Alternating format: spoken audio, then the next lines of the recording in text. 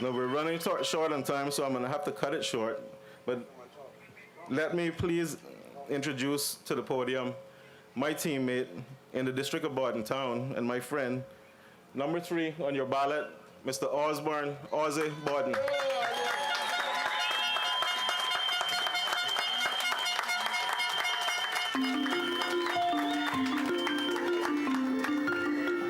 My name is Janine Walton. I'm from the District of Bordentown. I'm voting for Ozzy Borden because he's honest, hardworking.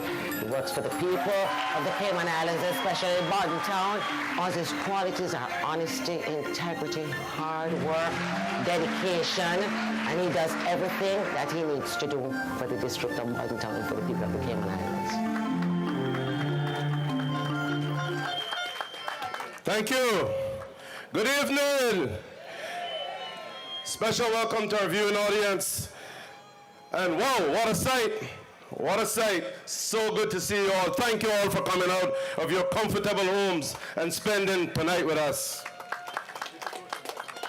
My job tonight, ladies and gentlemen, is, as old George Jones likes to call it, the cold, hard truth. Unfortunately for Cayman, the current government has decided to play a game show that I think we're all familiar with, deal or no deal. It is time again that the people of the Cayman Islands have a government that represents them and their interests. That is what you will get with a progressive government.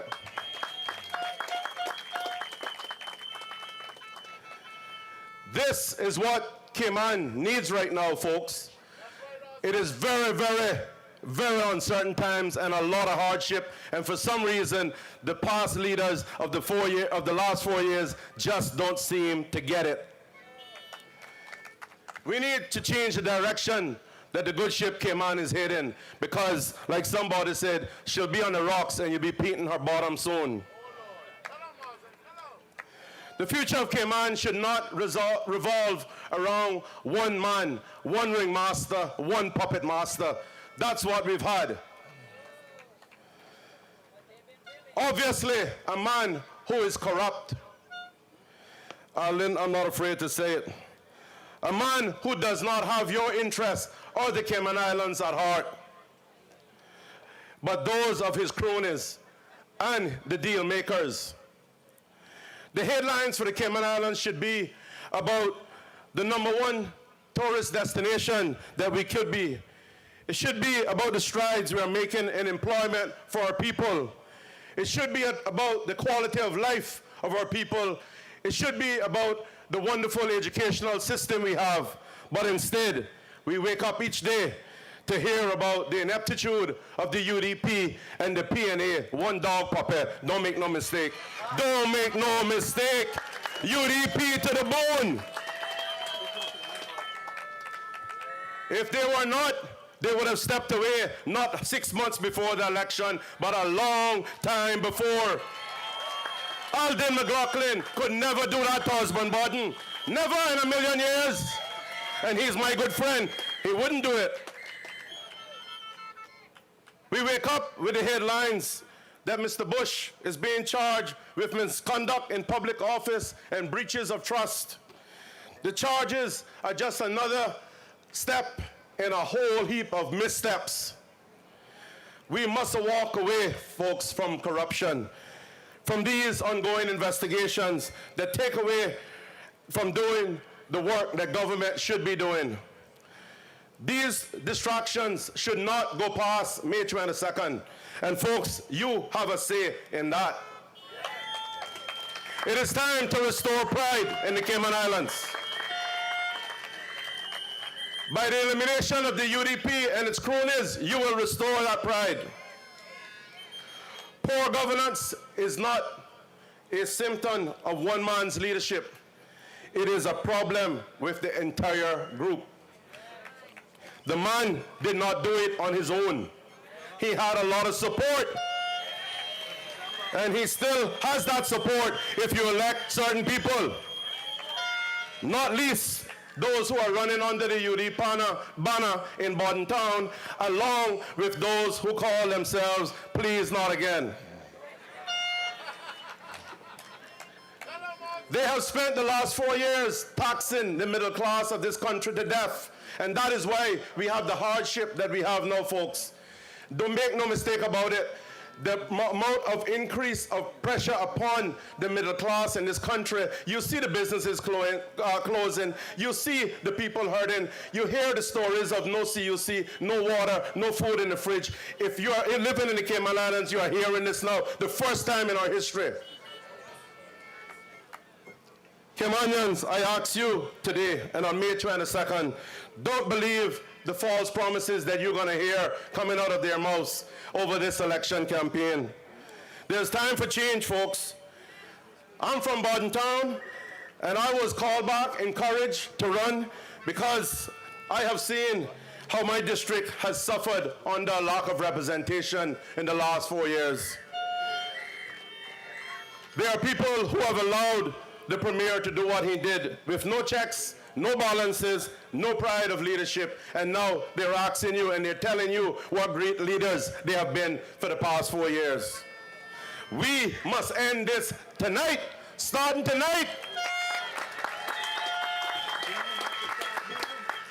You deserve MLAs that will answer your calls and return your messages, and that you can see MLAs that will care for you. That's correct. The UDP is not transparent. They are not straightforward. They have not been telling you the truth. And it is time to peel back the layers, ladies and gentlemen, and look at the core and understand what we're dealing with. Let me talk to you a little bit now about the next group that are showing their hands in this election race, and they are called the C4C. Now, folks, I want you to understand, and not with a grain of salt, but with a tablespoon, that this is a party. If it walks like a duck, it quacks like a duck, and it looks like a duck, it must be a duck. You can put lipstick on a pig, and it's still a pig. C4C is just a bunch of former UDPers and UDP backers. Make no mistake about it. They could not control McKeever. They broke loose too. So you got two renegade groups broke loose. But ladies and gentlemen, McKeever Bush is of strong enough personality. You give him a chance, and it'll be just like that thing what the little children use that come back together. You give them a chance, and after May 22nd, they'll be back there instilling the same deal and no deal on you. Hear what I tell you? The C4C, they talk about education and all this and what they have to offer. But folks, a lot of them have not lived in the real Cayman. A lot of them are seeing you for the very first time in many situations. A lot of them have to carry bodyguards to local joints. We don't have to do that.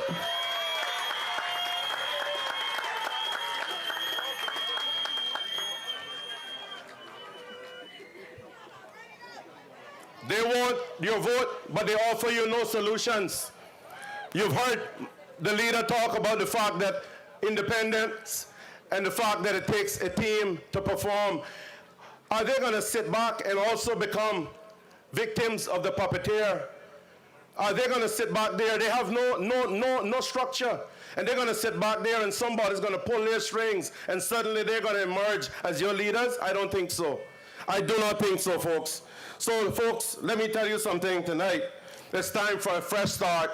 It's time to start creating jobs in these Cayman Islands. It's the time to start to build our communities back, and it's time to restore pride and our education system to put that where it should be. A progressive government will do that for you. That's why we're progressive. Folks, the progressive government proved itself. They accuse us of spending money. But you can see what we spent the money on. It wasn't on us. It wasn't on us. It wasn't on us. It was for you, the people in these Cayman Islands. Remember that. I want to tell you, folks, we did not go to the casinos and use the government credit card.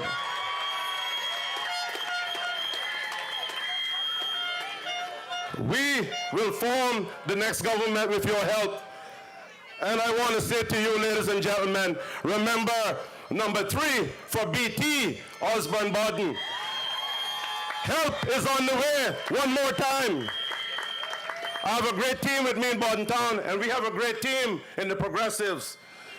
We'll see you on the 23rd of May in Miss Heather Borden's yard, God's willing.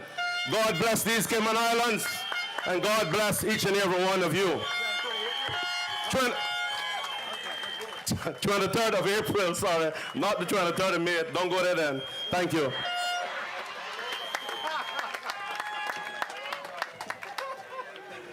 Thank you, Ozzy.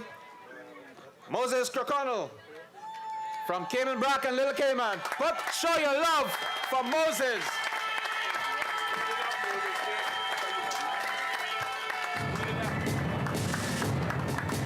First quality is leadership. Moses has shown that he's capable of being a good leader. And secondly, honesty. That is very important to me. His record also shows that he's capable of bringing Cayman Brac the sustainable economic growth that we so deserve.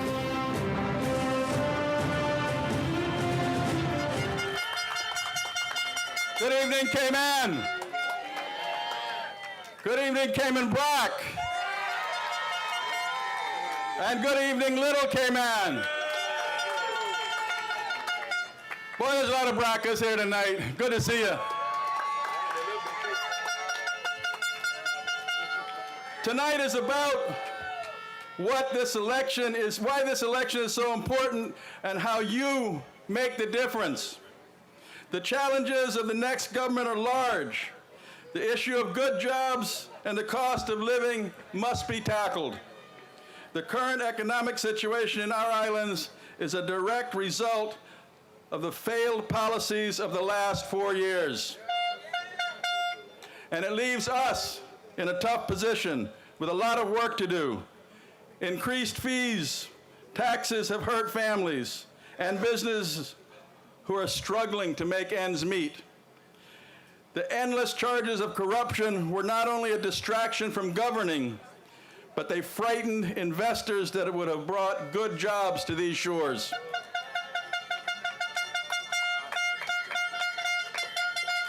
This group that you see in front of you, the Progressives, will face these challenges head on.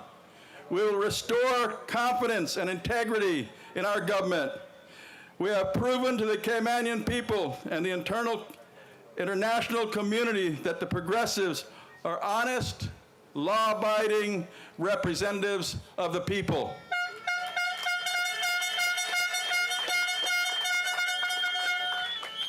We'll make sure local and international investors know that Grand Cayman, Cayman Brac, and Little Cayman are open for business.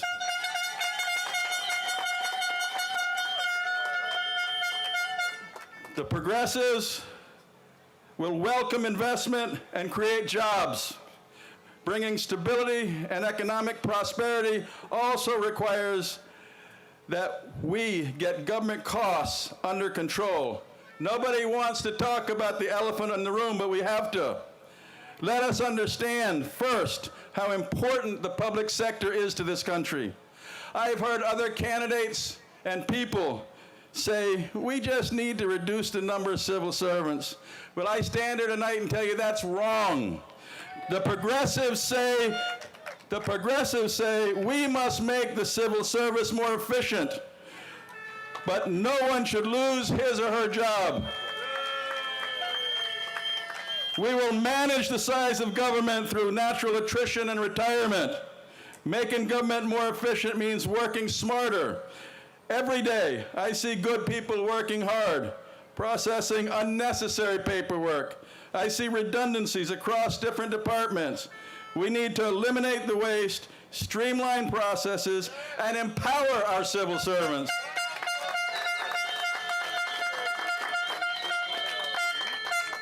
We need to review the public management and finance law, centralize accounting and human resource departments. We must use technology to make them more efficient. We must empower the civil servants with a work environment that encourages creativity and rewards performance.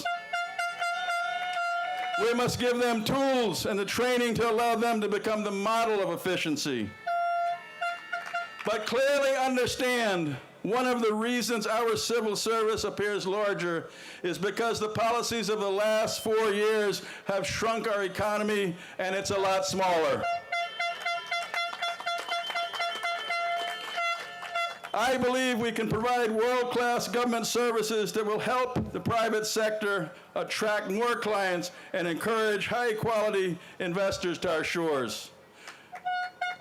The progressives are not just committed to creating jobs in Cayman, we are committed to creating jobs for Caymanians. And not just any job, but jobs with decent living wages. We must and will equip our people with the necessary skills to compete in the job market. Modernizing our airport and building a cruise pier is not about spending money. It's about creating opportunity. And the longer we delay, the farther we fall behind.